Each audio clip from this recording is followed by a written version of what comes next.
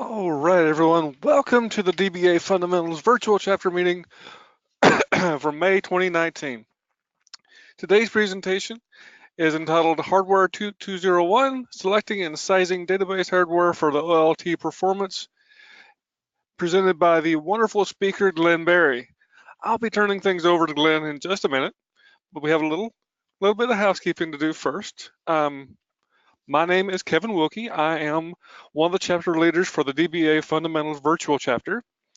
As you see here on our screen, you'll see Steve Cantrell, Shane O'Neill, Warwick, myself, and Glenda are all the chapter leaders for the DBA Fundamentals group. You can reach us at any time via Twitter through any of the Twitter handles you see listed here. We also have various ways you can interact with us on dbafund.org, which is our website. The dbafundtube.org is our YouTube channel. Twitter handle is dbafun. You can reach us on Slack.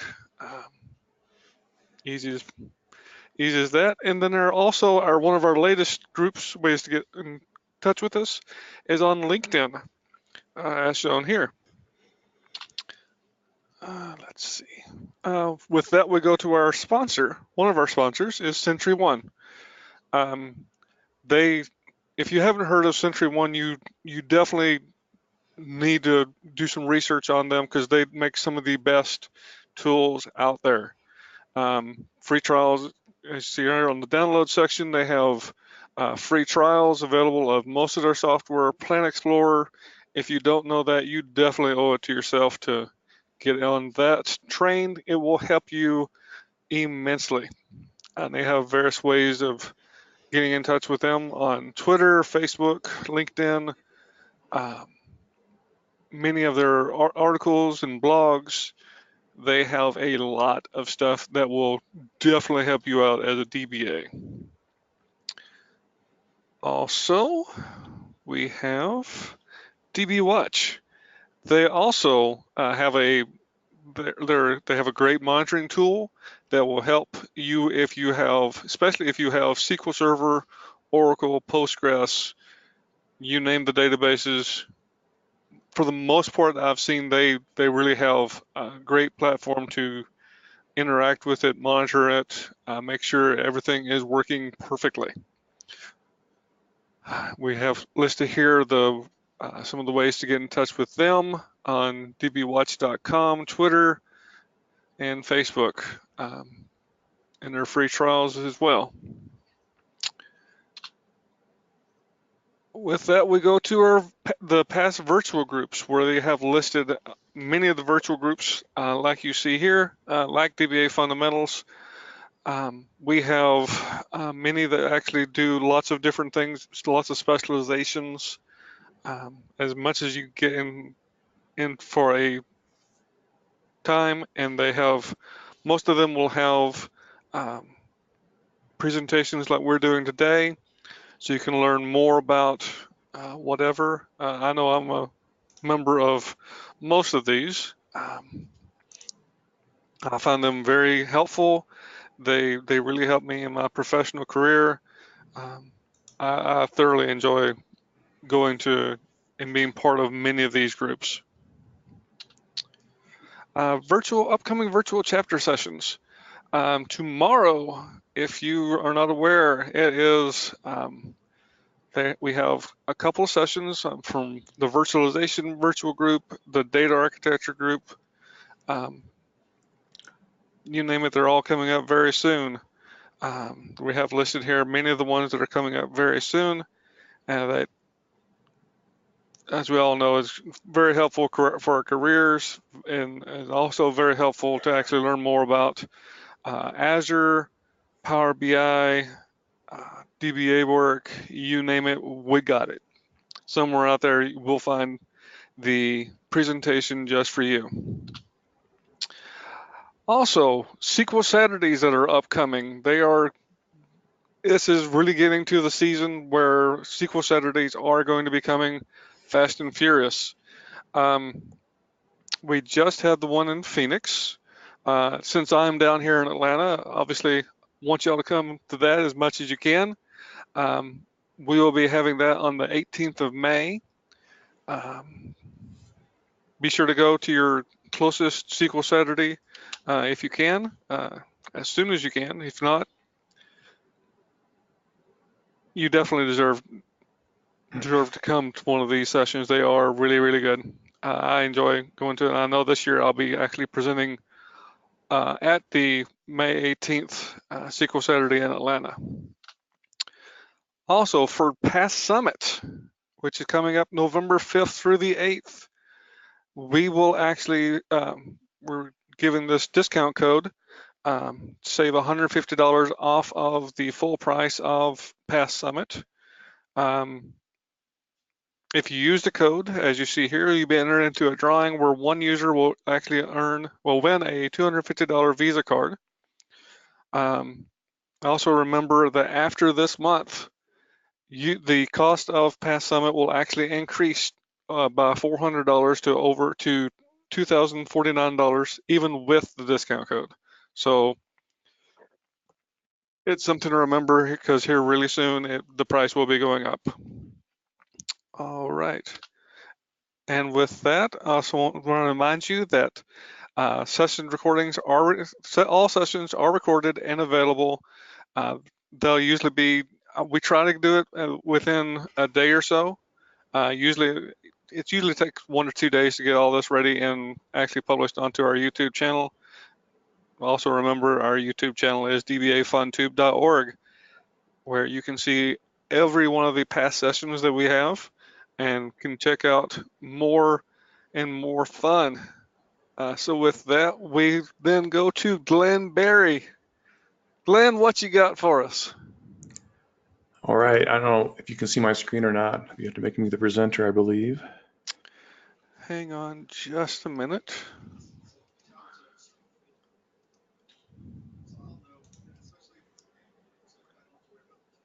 As always, my system is going slow. Very slow. Okay, I think I can do it myself. Okay. There we go. All right, can you see that? Yes, go ahead, All right. Glenn. All right, great. All right, this is Hardware 301. I'm Glenn Berry at SQLskills.com. That's my email address right there.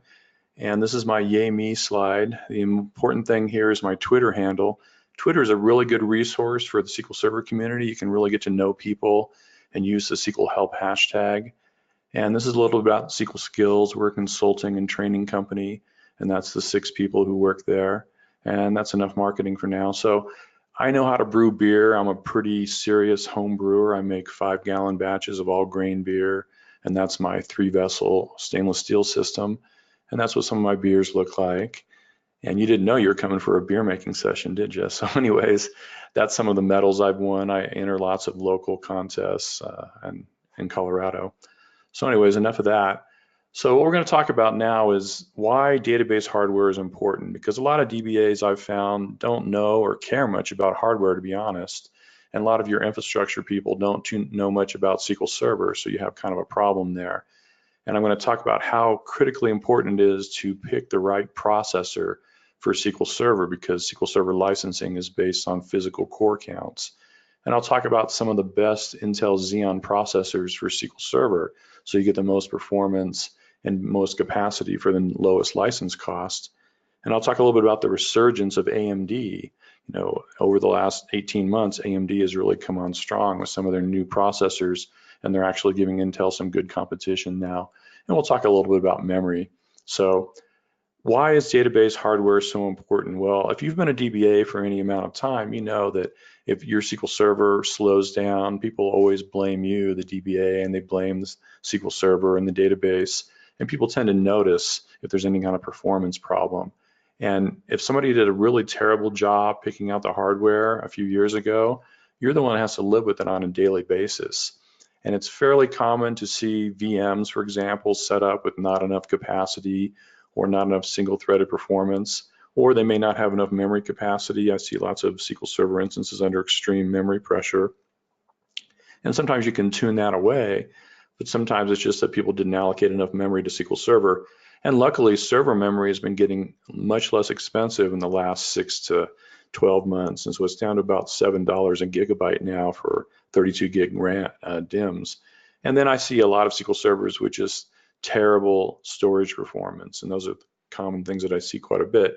And if you know what you're doing and take the time to do the analysis properly, you can save so much on your SQL Server licensing costs that your new servers are free.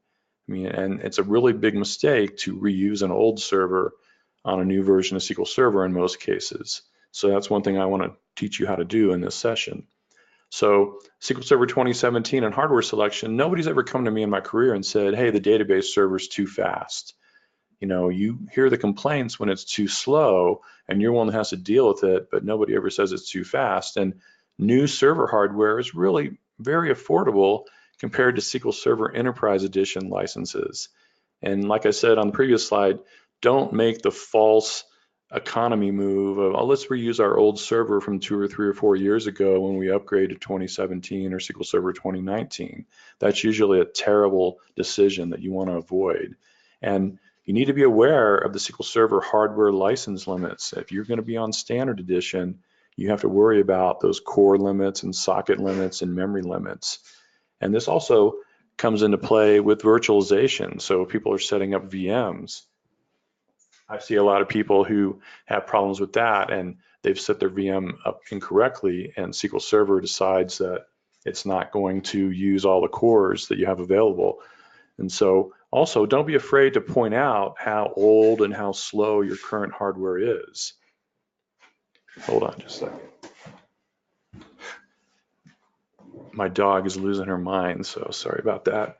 So anyways, your organization may not be aware that how slow your existing hardware is. All right, so here's how much SQL Server 2017 costs for licensing. And you can do server licenses with standard edition and then count how many devices or users are ever going to connect to that server. And that might be the best choice for a small organization, but most people really can't do that very easily. So in most cases with both standard edition and enterprise edition, you're going to be getting core licenses and they are sold in 2 packs and you have a minimum of 4 core licenses per physical processor. And that's fine because all modern processors have a minimum of 4 physical cores. And then you have a minimum of 4 core licenses per VM. And that would be tied to a virtual CPU core. And you can get around that with virtualization by licensing the entire physical host, and then you don't have to worry about counting licenses and you can set up your VMs any way you want. But the point here is that Enterprise Edition is about 4 times as expensive as Standard Edition. It's still a bargain compared to Oracle, but it's still your biggest cost in most cases. So you want to minimize that by wisely choosing your hardware.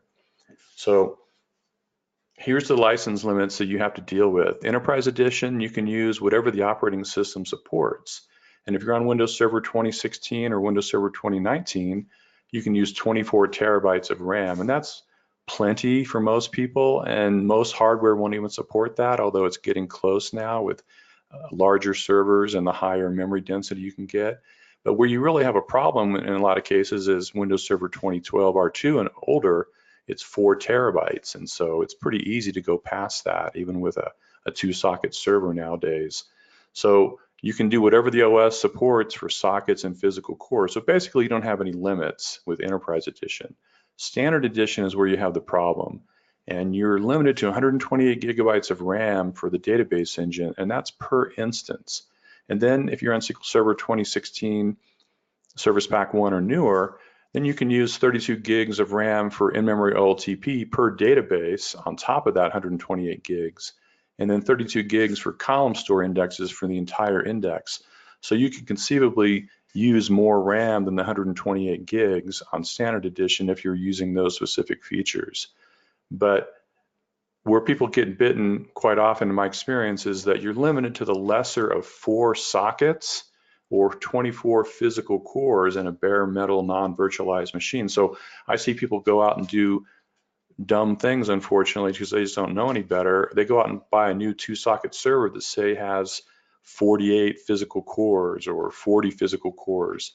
And then SQL Server only used the first 24 cores, and to make matters worse, it'll take all the cores on the first socket, and any left over after the 24 limit will go on the second socket, and they won't be balanced. And so that's something you can fix with an alter server configuration command. But the problem on top of that is that Microsoft wants you to pay for all the cores in the machine, even though you're limited to 24 cores. So the short answer is don't get a machine that has more than 24 physical cores if you know you're going to be on standard edition. And then the same thing comes into play with virtualization. So people will set up a VM with, say, 8 virtual sockets, and then SQL Server only uses the first 4, or they exceed the 24 virtual core limit. So don't do that if you're going to be on standard edition. And hopefully Microsoft will raise these limits for SQL Server 2019, but I have not heard any word on that. It's always top secret information. And if you ask anybody at Microsoft, they don't want to give you an answer because it's up to Microsoft marketing. So anyways, another tool you should be familiar with is CPU-Z. And this is a free tool that came out of the hardware overclocking community. And it was a way of proving how high you could overclock your processor.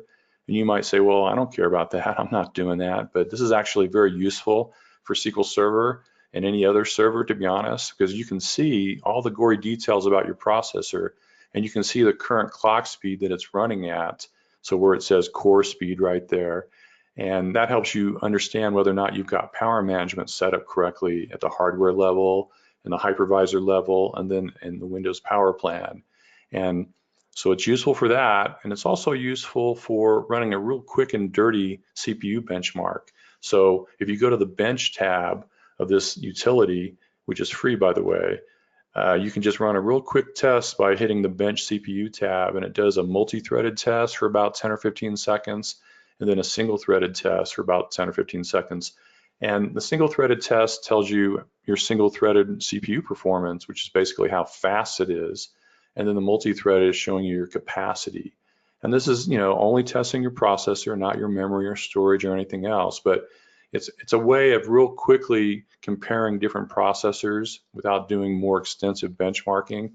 And I've used this quite a bit in the past to compare VMs with different configurations and compare the VM to the bare metal machine to make sure that the hypervisor seems to be set up correctly.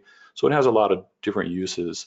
And I normally do a demo of this, but it's not that exciting, and I'm not going to waste the time doing it right now. But you go to cpuid.com and download this, and it comes in a zip file, and you just can unzip the zip file and run the executable. And I like to run this before I go into production or during a maintenance window to understand how my server is running. So you might be thinking or worried about, when you scale up SQL Server machines, how big can you go before you basically run out of room? And the largest you can get on a commodity server is an 8-socket server. There's, for example, HPE sells a Superdome Flex machine that lets you go beyond that, but I personally wouldn't really recommend that for SQL Server. So in most cases, you're going to be stuck with an 8-socket or below server. And so if you got one of those, an example is this Fujitsu server that has 8 sockets. And if you put 8 of the top of the line, most expensive Intel Xeon Platinum processors in there, how much would this cost? And so you've got to get your Windows Server 2019 Standard Edition licenses, and that's pretty cheap. 224 of those is how many you would need. And then you need 8 of these processors, which are kind of pricey. And then you need 24 terabytes of RAM if you want to max this thing out. And then you see the monster there, the 224 SQL Server Enterprise Edition licenses are $1.6 million. So that's about 74% of the total cost of the server, and that doesn't count the actual server itself, just the components that are in it, and it doesn't count your storage either. But your SQL Server licenses far, far outweigh everything else in this example. And a more typical 2-socket server, you might get a Dell PowerEdge R740 with 2 Xeon Gold 6244 processors. And those are 8-core processors. So 2 of those in a system, you'd have 16 physical cores, and let's say 512 gigs of RAM. If you did that, you can see the cost breakdown below there. And in this case, the licenses are even a higher percentage of the total, because Windows Server 2019 OS licenses are really cheap, and the processors are not that expensive. Two of them together would be $5,800, and RAM is not that expensive either. But then, of course, your licenses for SQL Server, $114,000. So minimizing that license cost is what we want to try to do and still have performance and capacity. So this is the Intel server processor family tree going back about 11 years. And Intel used to have this thing called the tick-tock architecture or marketing sort of terminology. And it was very useful for understanding when they pushed out a new microarchitecture every 2 years, and then they would shrink that existing architecture with some very minor improvements in the intervening year. So the dark bands in this chart are TOCs, and then the lighter bands are ticks. And you can see the processor code names on the right. So why I think this chart is useful is it lets you sort of understand how old your current processor is and how many generations behind you are, and just get sort of a feel for how far the current you are behind the current state of the art as far as Intel is concerned. So it was also good in the past for sort of planning purposes. And unfortunately, Intel has sort of had to abandon this tick-tock procedure because they have had a very hard time shrinking down to 10 nanometers. They've been stuck at 14 far longer than they expected to be. And that's opened up a great big opportunity for AMD, by the way. So this is the current Intel server processor families. And if you're going to get a one-socket server and you want the absolute fastest single-threaded performance and you have a relatively small workload, you might want to get something from the Intel Xeon E family that just goes in a single-socket server and has a pretty low memory limit. And that can be useful for some smaller workloads. But what most people end up doing for SQL Server is getting either a one-socket server or a two-socket or larger server that uses the Xeon Scalable family. And they just released in early April the second generation of this. It's called Cascade Lake. And that came out just this quarter, again, a few weeks ago, actually about a month now. And they break this down into different families within that overall Xeon Scalable family. And you'll see bronze and silver that I have in red there on purpose. And then you have two different gold families and then two different platinum families. So they've kind of made it a little confusing.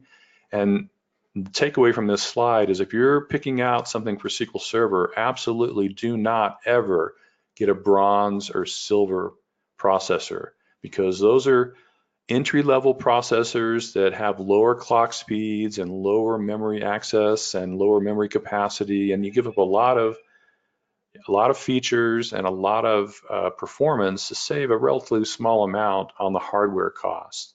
And when you're looking at how much your SQL Server licenses cost, it just doesn't make sense. And Microsoft doesn't care whether it's a fast processor or a slow processor, the license cost is the same. So the sweet spot for most SQL Server use cases is the gold families. And you might have to go up to the Platinum 8200 family in some cases, especially if you want to go to an 8-socket server. And they also introduced the Platinum 9200 family, the Cascade Lake AP. And that was the one you may have heard of that has up to 56 cores. And that is sort of just a stunt by Intel. The major server vendors like Dell and HPE don't have any plans to make servers that use that processor. It's mainly aimed at the HPC and AI market, and also to make it look like they were still competing well with AMD's Rome processor that's coming out pretty soon. So I'm not going to see too many people using that for SQL Server. That's my prediction. So that's sort of a high-level view of the processor families. And then this is a little bit of detail from Intel about what went into the Cascade Lake processor. And this is sort of a disappointing release, to be honest, because they increased clock speeds by about 200 megahertz compared to the previous generation, but they had the same core counts. They increased the memory speed to 2933 instead of 2666. So that's a very minor improvement. They also support the Apache Pass, Optane DC persistent memory used as memory. So that can be important, but that's one of the main features. And they also support some hardware mitigations for the Spectre and Meltdown exploits. So you can take care of it in hardware at the CPU level instead of having to patch your OS or firmware or software update for it. so that can be helpful. But this is really a relatively weak release from Intel, and this is going to be the best they're going to have for probably 6 to 12 months before they get the next server release, and maybe longer than that. So this is another very useful resource that you should be familiar with. It's called the Intel ARK Database.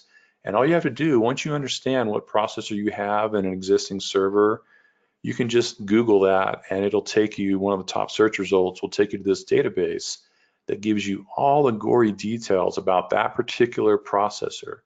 The base clock speed, the max turbo clock speed, how many cores and threads, what instructions it supports, how big the cache is, when it was introduced, how much it costs. So, you know, even I don't have all this stuff memorized, and so this is a very good resource. And this is another good resource.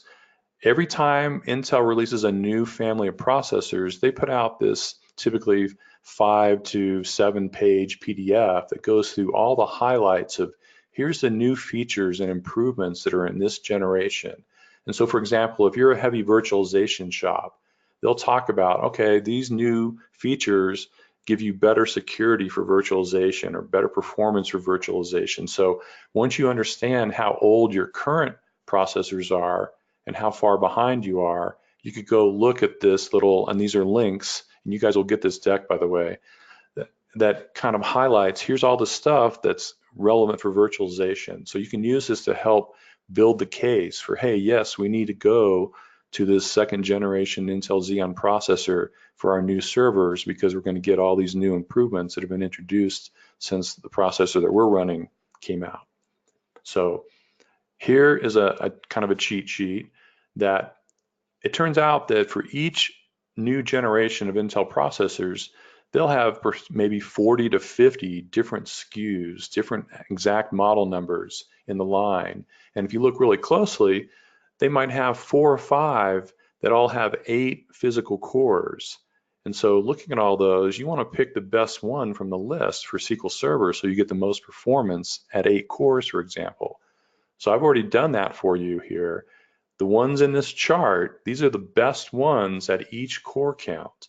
So they may have other ones at that core count. And I'm leaving off the ones that have suffixes on the end that have extra features like more memory density. I'm just using the base ones here. But anyways, you can see 4 cores and then 8 cores and 12 cores going up the line. And the typical pattern you'll see here is that the lower core count processors have higher base clock speeds than the higher core counts do. And that's because Intel's worried about how much power they're using and how much heat they're dissipating. And so you'll get better single thread performance when you have a lower core count. And you kind of want to pay attention to that. And you can also see the difference in costs for these. And you'll see the one in red is kind of a bad choice because it only has a base clock speed of 2.5 gigahertz. And the other ones above it and below it have significantly higher base clock speeds. And the reason why that's important is that unless your server is pretty much idling, most of your processor cores are going to be running at base clock speed most of the time. So that's more important to look at compared to the turbo clock speed, which you're not going to get up to turbo very often for very long. So don't let the turbo fool you. It's really the base clock speed is more important. So that is the best ones at each core count for Cascade Lake. And then this slide is the same one for Skylake, the previous generation, which are still being sold. And if you're getting ready to buy a new server, it would be kind of silly to buy Skylake instead of Cascade Lake at this point. The only reason you might want to ignore that is Intel, for reasons known only to them, decided not to have a decent 6-core processor for Cascade Lake. You have to go from 4 up to 8, and there's nothing good with the 6 cores. And they did have a good 6-core with the Skylake-SP. So if that was the best choice for you, you might choose that on purpose. But otherwise, you want to go ahead and jump up to Cascade Lake. And this is the same thing for the high core count Skylake-SP. So they break it down into lower core count and higher core count processors in these charts. So this is a low core count Skylake. All right, so AMD, they came out with the Zen architecture, and you may have heard of it. It's been on the desktop and in mobile and for high-end desktop, and it's also in server using the same basic architecture. And the server version of this was introduced in the second quarter of 2017. And this has up to 32 cores plus SMT, which is their version of hyperthreading. And the big advantage of AMD processors with this generation is that they've got 128 PCIe 3.0 lanes, which is a lot more than Intel does. And they also have 8 memory channels instead of only 6. So you can have more memory in a one-socket server, for example. And for many, many years before this came out, AMD, Optane processors were terrible for SQL Server. Their single-threaded performance was just pathetic. And it was so bad that for a while, back in SQL Server 2012 and 2014 days, Microsoft had a PDF that you could download that gave a 25% license discount if you bought one of those AMD processors and put SQL Server on it, because the performance was just so bad, they were trying to make up for it by giving you a discount. But even with that, it just didn't make sense to use AMD until these came out, these EPYC processors. And now a lot of the cloud providers like AWS and Microsoft Azure are using these in their cloud data centers because they just make a lot of sense for certain kinds of workloads. And AMD is pushing this idea of using a one-socket AMD server as a replacement for many Intel two-socket servers, because you'll get more I/O capacity and more memory capacity and more cores, and the single-threaded performance is competitive. It's not quite as good with this generation, but it's pretty close. And they've really closed the gap. And this is only their first round. The next round is coming out in about a month, the AMD Rome, which I'll talk about more in a minute. So here are the best ones from AMD, and they don't offer as many SKU choices as Intel does.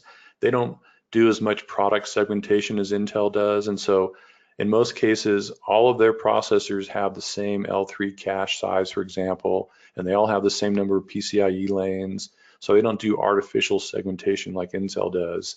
And here's the best choices, and the one that's a really good choice, which unfortunately it's hard to get, is this EPYC 7371. It's got a really high clock speed. It's what's called a frequency optimized SKU, and that would be a great choice for SQL Server from this generation. So after I've thrown all this information at you, your head's probably spinning. And so let's go back to basics a little bit. How do you go about comparing processors for SQL Server? So one thing that I like to do that's pretty simple and I think fairly valid is to use the TPC-E OLTP benchmark. This is a benchmark that's been around since 2007, and it replaced the older TPC-C benchmark, and it's a lot more accurate, a much better data model with real data, and it doesn't rely on having thousands of spindles to have a good score. And what happens is whenever Intel or AMD releases a new processor family, the server vendors will submit an official submission that uses the flagship, top of the line, highest core count processor, so they get the best overall score. And so the problem is most of us are not going to use that 28 core processor because it's going to cost so much money for SQL Server, plus it's just way more capacity than we need. So I wanted to come up with a way of how do we compare all the other processors in that same family. So what I do is get the score for that flagship processor and then adjust it for the core count difference and the base clock speed difference. It's just basic arithmetic. And when you do that, you get an estimated total score, and then you take the estimated total score and divide it by the number of cores in the system to get a single-threaded performance score. So the total score is the CPU capacity of the system, and then the score per core is your single-threaded performance of that processor. And this is only valid when you're comparing in the same family. So you just go and get that flagship score, which is real, and do some calculations that I'll show you how to do coming up. And then you've got some estimated scores for all the other ones. And if you do that for each family or each generation when it comes out, then you can compare your old 5-year-old processor to the latest and greatest, for example, and use this for sizing calculations and consolidation and virtualization sizing. So it's really useful. So that's what it looks like. And let me just show you the Word doc, and I will put this in the zip file that I'm going to give out to you guys. So anyways, here's an example. We have an actual TPCE benchmark submission, and this is the link to the ARK database that uses 2 of this Xeon E5 2699B4. That was the flagship processor. And here's a submission right here in this link. And this Lenovo system, 2-socket system, had a total score of 49, 38, 14, okay? So we want to compare that to the exact same system with a different processor that only has 8 cores, because this one has 22 cores. That was their flagship. And a more common one that a lot of my customers used over the years was this one. It only has 8 cores. And the 22 core has a base clock speed of 2.2 gigahertz, and the 8 core has a base clock speed of 3.2 gigahertz, much, much faster. So if you take 8 divided by 22, that's the core count adjustment. And if you take the 3.2 divided by 2.2, that's the clock speed adjustment. So then we just take the actual score times the core count adjustment times the base clock adjustment, and here's our estimated total score for that same 2-socket system with the 8-core processor instead of the 22-core. Now there's a lot of things that aren't in this, like if the cache sizes were different and if the memory speed was different. So there's other little things, but this is fairly accurate, okay? So if we come down here to the bottom, here's the total score of the real system and how many cores you have to get licenses for. And then if we divide this by 44, we get 112.23 as basically our single thread performance. That's how fast that is. And why this is so important is that if you don't have a storage or memory bottleneck, then your final bottleneck is your CPU single threaded performance. And so many OLTP queries are just running on a single thread. And so if you double your single threaded CPU performance, a 2-second query will go down to 1 second. You know, it's as simple as that, assuming you don't have any other bottlenecks. And this kind of shows you that we're going to license 44 cores here, and here's our capacity. And if we only license 16 cores here, here's our capacity, and it's more than half of this because it's so much faster. And then here's how much faster the single threaded performance is. So people are going to notice that the queries are just faster, again, assuming you don't have any other bottlenecks. So that's an example of, you know, doing the math for that. And then I also have a spreadsheet that I'm going to give you guys that this is just one tab from a great big spreadsheet that I have, that this shows all the different processors in that particular family. This was Broadwell EP. And here's how many cores each one of them has. And then here's all, you know, 2 sockets, how many total physical cores, and then the base clock speeds in this column. So then these are all plugged in with the formulas here. So then here's the actual total estimated scores for every one except for the hyperlinked one. And then the score per core for all of these. So you can see, for example, this one right here, this 2609 V4 is terrible. It's got a really, really low base clock speed, and it doesn't have turbo boost, and it doesn't have hyperthreading. And Microsoft doesn't care about any of that. They just count the cores. So if you picked this one instead of this one, you're giving up a huge amount of performance and a huge amount of capacity, and your license cost is exactly the same. So please don't make that mistake. So that's, you know, that little spreadsheet, so you can see how I do the math. And then we'll go back to this. Alrighty, so this is an even better cheat sheet. This is showing you my numbers for these best processors at each core count. So this is Skylake. Whoops. So that's Skylake numbers.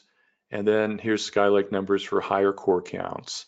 And the point here is you want to avoid the ones that are in red. So, you know, here's an example. If you didn't know what you were doing, you might decide, well, I'm going to get this Platinum 8170 that has 26 cores in it.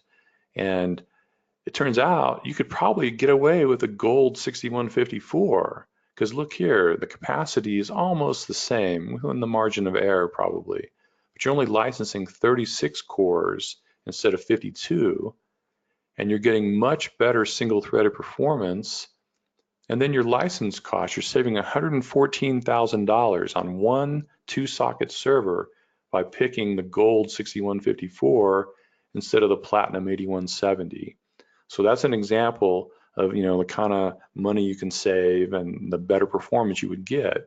So this is for high core count processors, and this is the same thing for low core count processors. So you want to try to, in most cases, be down here towards the bottom of the chart with an 8-core or a 6-core or a 4-core processor. And these are all Skylakes, by the way. So here's one more example, actually 2 more, I lied, but 2 more examples of making a terrible, terrible choice and what it would cost you. So if you went out and got a 2-socket server, and you'd have to pick what processor goes in it, right? And so if you made a really bad choice, because you're trying to save money on the hardware, you might decide to get 2 Xeon E5 2609 V4 processors. And this guy has 8 cores, but no hyperthreading, no turbo boost, and a very low base clock speed. And so your scores would be what you see here in red. And your other better choice in this case would get 2 of this processor, which is only a 4-core, but it's much, much faster, and it has turbo boost, it has hyperthreading, and you would have double the capacity and only half the cores to license, and about 4 times better single-threaded performance, and then save $57,000 on the license cost. So this would be an absolutely terrible thing to do to get the one on the top. But I've seen server admins do that because they're like, oh, look, this one is only $400 instead of, you know, $1,500 per processor. So I just saved the company a couple $1,000. But look what you gave up from the SQL Server perspective. All right, so here's another example, slightly newer, of picking 2 of these bronze processors instead of using this one. It has a lower core count. So again, you get similar numbers here. So, you know, make sure you don't do that. All right, so another thing I want to talk about that's kind of important with new hardware is what I call the legacy data retrieval hierarchy in a server. So when you're running a query, for example, if you get really lucky, you'll find the data you need in the level 1 cache, which is the absolute fastest cache. And it's very small, though. It might be only 64 kilobytes, but you might find what you need there. And the latency is only 2 nanoseconds. But more likely, you're going to have to go out to the level 2 cache, which is quite a bit larger, and the latency doubles. And then you're probably going to have to go to level 3 cache in many cases, which is shared across all the cores in the entire processor. And that can be up to 45 megabytes on older processors. And the latency doubles again. So then you're probably going out to main memory, the SQL Server buffer pool, and that might be 4 terabytes on an older version of the OS, and the latency goes up a lot, you know, by almost by an order of magnitude. And so that's still considered good. You're finding it in main memory, you're doing a logical read, and then after that, you're doing the worst case and going out to disk. And for a lot of people, that would have been a magnetic drive, and the latency is going to be milliseconds or higher. If you were lucky, it would be 15 milliseconds. So that was all you had in the past. But now, with newer versions of the OS and newer hardware and new products from Intel and other vendors, there's other layers in this hierarchy. So here's what it looks like on a modern server. You still got the level 1, 2, and 3 caches, which are larger in most cases. And you've got memory, which is faster and larger in most cases. But now you've got persistent memory. And there's different kinds of persistent memory. There's a somewhat older style persistent memory that's very small capacity. And then you've got Intel Optane persistent memory that can be used in 2 different modes. And so DAX mode, direct access mode, is very, very fast. And this is for the storage side. And then block mode, which can be used with older versions of SQL Server, is still fast, but it's not as fast as DAX mode. And then you've got Intel Optane storage devices using 3D XPoint for storage. And that latency is very, very low, and it's very good for many SQL Server workloads. And then a lot of people are starting to use PCIe NVMe flash NAND storage, which is the fastest kind of NAND storage you can get. and there's different kinds of that. But anyways, the latency goes up even more. And then a lot of people have older first generation, what I call it, SAS and SATA NAND flash storage. It uses the old AHCI protocol, and the latency is even higher there, but it was still much better than magnetic drives. So my point here is you've got these 5 additional layers that you might find what you're looking for in these layers instead of having to go further down the stack. But you need to have a new version of SQL Server and a new version of the OS and new hardware in most cases to take advantage of all of these. So this is an Intel slide that they like to use where they're talking about hot and cold tiers and different layers that are in here. And so that's just sort of their spin on it. So there's some new hardware developments that I think are interesting. So there's non-volatile DIMMs, and I'll talk about that, and then Intel Optane DC persistent memory, which you need Cascade Lake to support, and Intel Optane DC storage, which you can use with anything, and then the new Cascade Lake processors and the AMD EPYC Rome processors that are coming out very soon now. So here's what a non-volatile DIMM looks like, and these were sort of the first generation ones that Micron, for example, was selling, and these would replace regular memory in your server. And then these have a combination of DRAM and then NAND flash on the same chip.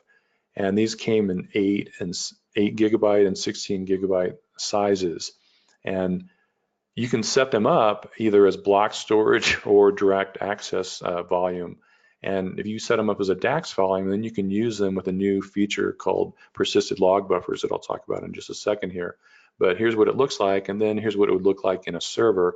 And these things need either a big capacitor or a battery connected to them so that if what's in the DRAM hasn't been flushed to the NAND yet, it'll be preserved if the server crashes or you power it down. So that's what it would look like. And this persisted log buffer feature was introduced in 2016 Service Pack 1, and it uses those NV-DIMM persistent memory set up as a DAX volume, and it lets you go in and create a second transaction log file that's only 20 megabytes. Because normally, transaction log file, having 2 of them doesn't help you at all. It only uses 1 at a time. But in this case, it creates that second one to cache the tail of the log. So if you've got the kind of a workload where you're doing hundreds or thousands or more of inserts or deletes or updates per second, and you're seeing lots of log write waits, even on very fast conventional storage, this might help you a lot because it's so much faster. It's basically letting you write to the storage as if it were memory, and you bypass the whole storage stack. And you have to have a new enough version of the OS here, and you have to have these NV-DIMMs, and you have to have a new enough version of SQL Server to take advantage of this. And if you think, oh, wait a minute, I'm on SQL Server 2014, and I don't have this kind of hardware, one way you can run a quick and dirty test to see if this might help you is to turn on delayed durability just temporarily and see if it helps, if it make your log writes go away or reduce quite a bit. And if that's the case, then you know that this feature would probably help you and you might want to use it in the future. So anyways, this doesn't work with transparent database encryption, and it doesn't work on an availability group primary, but it does work on an AG secondary replica. So that can be a big deal because a lot of times your secondaries are having a hard time keeping up with the primary, and this can help the log go a lot faster. And it doesn't work with virtualization unless you're on Windows Server 2019 with Hyper-V or vSphere 6.7. So that's a feature that's built into SQL Server you can take advantage of that leverages one of these new hardware developments. So another one that's very interesting is Intel Optane DC persistent memory. And these use this thing called 3D crosspoint. And it's not NAND flash, it's different. And Intel is very secretive about what it really is, but industry analysts think it's phase change memory. But the point is that it uses your DDR memory interface, so it fits in your existing DDR4 slots on a new server that has a Cascade Lake processor that's required. And these are going to be available in 128 gig, 256 gig, and 512 gig capacity. So they're big enough that you can actually use them for SQL Server data files and potentially. But anyways, there's different ways of using these. So you can have them set up in memory mode, which is volatile. And so if you set it up that way, these are all the memory you see in the system, and then you have to have some DRAM, conventional DRAM in the system that's used as a write-back cache in front of that DRAM. And I'm not very much in favor of using this for SQL Server. The early indications that I've heard from some friends of mine at Microsoft is that performance is not that great using those in memory mode. Where these are more interesting is using them as storage. That's much, much faster than any other level of storage. And so that's where they might be interesting. And so if you get a new 2-socket server, you can have up to 6 terabytes of these things in there. And it is supported with SQL Server 2019 and with VMware vSphere 6.7. So these are fairly interesting.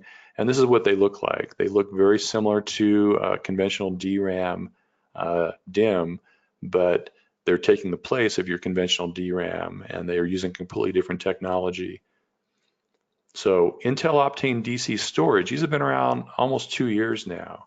And these are using the same 3D crosspoint technology, but it's used specifically as storage. And these come in add-in card and 2.5-inch U2 form factors, and they use PCIe NVMe 3.0, and they come in 3 different capacities. And all versions of SQL Server will support that. As long as you have a driver from Intel that runs on your OS, you'll be able to use these. And these have a lot of advantages compared to even write-intensive, expensive enterprise NAND flash, because they have much lower latency and much better durability, and their performance is just steady. It doesn't matter if they're under a heavy load, it's just steady. And it doesn't matter if you have a high queue depth or a low queue depth, you still get very good random IO performance. And with conventional NAND, as the drive is getting full, performance tends to deteriorate because you have to do garbage collection and moving stuff around to get up free contiguous space. And these don't write to an entire block, they're byte addressable. And so they work really well for TempDB. If you've got a very heavy TempDB workload and you're struggling with it, even on very fast flash storage, this can be a great solution for that. And you don't have to have SQL Server 2017 or 2019. It works with older versions of SQL Server. So I'm a big, big proponent of these things. I've got a bunch of clients who have used them already. So here's what it looks like in the add-in form factor. And then Cascade Lake. This is what came out back on April 2nd, and you can buy them right now. And they're completely compatible with the existing Skylake-SP server models. So all those servers you've been used to buying over the last 1.5 years or so, you just buy a new server with this new processor in it instead. And again, it was kind of a disappointing release because they only increased the clock speeds a little bit, 200 megahertz in most cases, and they increased the memory speed a little bit, and they gave you Optane DC persistent memory support, and they also gave you the hardware protection against the side channel attacks like Spectre and Meltdown. You get protection against some of those. So here's a chart that shows that. There's different variants of those earlier attacks, and this kind of explains, okay, if you're using Cascade Lake, where are you protected? What level of the whole stack has the protection against those? So what you want to see is the ones that say hardware. So like variant 5 and variant 3, they're being protected in the processor itself instead of having to patch something else. And patching it or having it fixed in the hardware is going to give you better performance compared to patching at the OS, for example. All right, here's some information about these AMD EPYC processors. And this is what has Intel very concerned, with good reason, in my opinion. But these are using a 7 nanometer processor manufacturing process, and they're going to have up to 64 cores plus SMT on top of that, so double that, and up to 512 megabytes of L3 cache. And these use a chiplet design, so they've got a 14 nanometer IO core and then 8 separate chiplets that have the actual processing cores that are 7 nanometers. And these guys are going to support up to 4 terabytes of 3200 megahertz DRAM, DDR4 RAM per socket. So that's higher speed than Intel. And they have 128 PCIe version 4 lanes, which has double the bandwidth of 3.0. and they're going to have 8 memory controllers. And these are only going to work in 1 and 2 socket servers. They're not going to have a 4 socket or an 8 socket version of this. And the main thing that we don't know yet, that we're going to find out at the Computex show in a few weeks, is the exact specifications, because these are going to have extremely high core counts, very high memory density, and lots of PCIe lane capacity for I/O. And we just don't know yet what the clock speeds are going to be and how they're going to perform actually single-threaded. But there's a possibility that they might actually have better single-threaded performance than Cascade Lake. And if that's the case, with all these other advantages, they're going to be taking a lot of market share from Intel over the next 12 to 18 months. And so I just can't wait to find out the final details of this. All right, so general memory considerations. As you've seen with that hierarchy chart I showed you, physical DRAM, DDR4 RAM is faster than anything else, no matter what anybody wants to tell you. And it gives you lower latency and higher throughput than any other thing that's lower in the stack. So don't skimp on your memory. I mean, a few months ago, well, I should say more like a year to 18 months ago, memory was getting expensive for a while. But it's come back down, and it's still going down. And so it's down to about $7 per gigabyte for 32 gigabyte DIMMs. And so it's really not a good idea when you're looking at how much money you're spending on your SQL Server licenses to have SQL Server starving for memory. And having a great big SQL Server buffer pool cache reduces how many physical reads you need, and it's going to reduce how often the lazy writes go and checkpoints go. So it's going to even help your write workload a little bit. And it's very feasible with modern hardware to have your entire working set fit in the buffer pool. And that's what you want to try to do if possible. So memory performance considerations, having 1 DIMM per memory channel gives the absolute best memory performance. And this was more relevant for Broadwell and older, but it's still somewhat relevant for even Skylake and Cascade Lake. But that's not an excuse to skimp on memory. So even if I have to slow my memory down a little bit by populating all the memory channels, I'd rather have memory instead of having to go out to a lower level in the stack. And that's kind of the gist of this. All the server vendors have memory configuration utilities that you can use to figure out what's the best way to set up my memory and so that I get the best performance. All right, other things that you need to think about a little bit as a DBA is that make sure either you or somebody goes through and make sure that the BIOS is up to date and all the settings are correct. The firmware on the server is up to date, your device drivers are up to date. If you're using things like those Intel Optane DC storage cards, make sure you go out and get the Intel driver for it. Don't use the generic NVMe driver, for example. And it makes a lot of difference what PCIe slot you're in some cases. You don't want the slot to be a bottleneck for whatever you have plugged into it, whether it's an HBA or a RAID controller or a storage card, for example. And there's free utility programs like CPU-Z and HWInfo64 to help you confirm whether things have been set up correctly as far as power management and hardware virtualization features and things like that. So other things you want to look at specifically, Intel Turbo Boost and AMD Turbo Core are basically 2 names for the same thing. There's absolutely no reason ever not to have those turned on. I've had people say, well, it's going to make the server overheat or the processor will wear out more quickly. That's not true. There's plenty of cooling capacity in a rack mount server. And if they ever did start to overheat, they would just throttle back. And this just boosts the clock speed when it can of your individual cores. Hyperthreading should be enabled in most situations. It gives you about 20 to 30% roughly more capacity. It doesn't give you any more performance. And some people look at it and the number of cores is doubled in Task Manager, so they think they have twice the capacity, and that's just simply not true. So you get a little bit more capacity. Where you might want to turn it off is on some data warehouse workloads. It can hurt individual queries, but that's really pretty rare with modern processors. So I would want to make sure I did a lot of testing before I decided to turn it off. And the other time you might want to turn it off nowadays is there's been some side channel exploits that attack hyperthreading with hypervisors specifically. And also, if you know you're going to have a dedicated VM host for SQL Server only, you might want to turn off hyperthreading just so that all the cores that map up to virtual CPUs are going down to true physical cores instead of hyperthreaded cores, and you'll get more bang for each one of your virtual CPU licenses. And then your processor power management in the BIOS should either be disabled or set to OS control, and because that's going to override what the Windows power plan says or what the hypervisor wants in its power policy. And again, you can use CPU-Z to see what speed your processor is running at.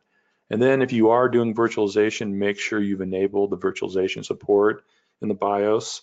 And that's really very important. All right, here's what power management does. It throttles back your processor, and also it cuts the voltage on PCIe slots. And you can take a 20 to 25% hit depending on the workload. And you've got the 3 different levels of power management, and I talked about how the hardware overrides everything else. And then you have hypervisor level, and then the Windows power plan level. And it reduces the clock speed to save on electrical power usage, which is a great thing for a laptop to make your battery last longer, but it's not good for a mission critical SQL server. And the problem is, depending on what processor you're dealing with, it might take 100 to 150 milliseconds to throttle up to full speed from the reduced speed. And a lot of your OLTP queries will be done before it's throttled up. So the entire query ran at partial speed. So you just took a performance hit. And that's not a good thing when you look at how much money you've spent on that SQL Server and how important it is to your business. Now, newer Intel processors and newer versions of Windows can use this feature called Intel Speed Shift, which reduces how long it takes to throttle up down to about 20 to 30 milliseconds. So that makes it less of a hit for any kind of power management. So that's another reason you want a new processor and a new server running a modern operating system. All right, so here's what the power plan looks like. And by default, it's going to be using the balanced power plan, the one that's recommended by Microsoft. And you just want to change it to high performance. That's your first step, and see if that makes any difference or not. And if it doesn't, then you've got something lower that's overriding this. But this goes into effect immediately with no restart required. All right, so just to kind of review all that stuff I kind of flew through, processor selection is just critically important for SQL Server because it drives almost all your other hardware and storage choices. The memory controller is in the processor, the level of PCIe support you get is in the processor, and how many cores you have and how they perform is determined by the processor. So that's going to affect your performance and your scalability and your licensing costs. And modern Intel processors are usually still the best choice for SQL Server as of right now, but when AMD Rome is released, that might not be true anymore. But you're going to get better single thread performance and lower licensing costs right now with Intel processors. And then think about your workload as you're think about your hardware. Is it more of an OLTP workload or more of a data warehouse reporting workload? Because that's going to sometimes affect what processor you pick and how you do your storage and configure it. And then make sure you understand from the beginning whether you're going to be on standard edition or enterprise edition of SQL Server, so you don't make a very expensive mistake with standard edition and getting too much hardware that it can't even use. So I've written several recent articles and blog posts that talk about some of this stuff. So Intel Optane storage and why you shouldn't use a Xeon Silver processor, and then more about Intel Optane, because Optane is a great big marketing thing that Intel slaps on a lot of products. So this last article, I kind of explained the differences in all the different Optane products. And then I've got more hardware references here about processor selection for SQL Server, and then the ARK database, and some information about EPYC processors. And there's a really good website out there called Serve the Home, which is kind of a silly name, but the guy behind it, his name is Patrick Kennedy. He does a great job of reviewing server processors and storage and making lots of analysis on it, like I like to do. So it's an awesome resource. And then the last references, I've got a couple Pluralsight courses that are relevant to this. And then you can join a couple of free Microsoft programs to get lots of free stuff from Microsoft, like Pluralsight subscriptions and MCP exam vouchers. So those two things on the bottom are very useful. So And then finally, we have our spring intersection show coming up in Orlando not too long from now. And that's going to be a great show. People like Bob Ward and Brent Ozar and Kimberly and Paul will all be there. So a lot of good speakers and a smaller show. All right, so that is that. If you guys are still there, I've got some time for questions. All right, thanks, Glenn. Yes, we have a couple of big questions here. So Lars asked, what affects the logical read speed the most? Base clock speed, L3 cache? Well, yeah, that's a good question, because think about it. You can run queries and like you can flush your buffer pool and then run a query that does a table scan, and that measures your sequential read performance from storage into the buffer pool. And then you can run the same query again and it's pulling from the buffer pool. And what's going to affect that is how fast your memory is, number one, and then how fast you can move it into the processor. And as it's moving it into the processor to read it, it's also putting it in the different levels of cache. So having faster and larger cache can help. But the problem is, on some kinds of queries, you're not going to find everything you need in the cache, and you'll still have to go back out to memory. So it kind of depends on what kind of query you're running. But I guess the best answer is you want to have the fastest memory you can get to maximize your logical read speed. And then if it's a smaller query, then the cache speed is more important.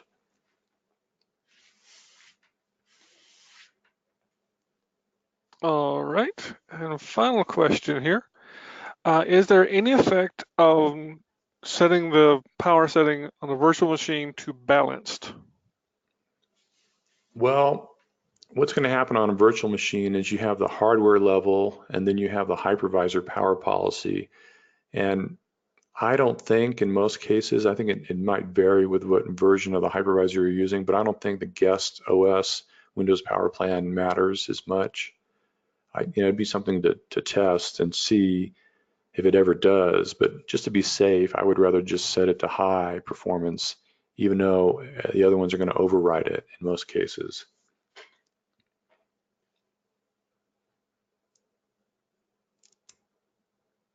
All right, and one final question here.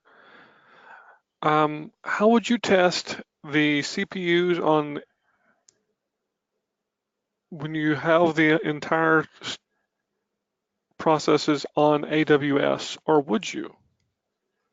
Well, it depends on what we're talking about. If it's more just infrastructure as a service where you're running a VM up in the cloud, well then, you can run my diagnostic queries and look at all the other stuff to see what kind of processor the machine has and how many cores it has. And so you can run a lot of these similar tests. I mean, you could run the CPU-Z benchmark on a VM up in the cloud. Now, if it's more like Azure SQL Database, where it's platform as a service, it's not as easy to do that, but you could do certain CPU type queries, and there's certain DMVs you could run to understand, how it was performing from a CPU perspective. But, the whole hardware is sort of abstracted away when you're looking at it that way.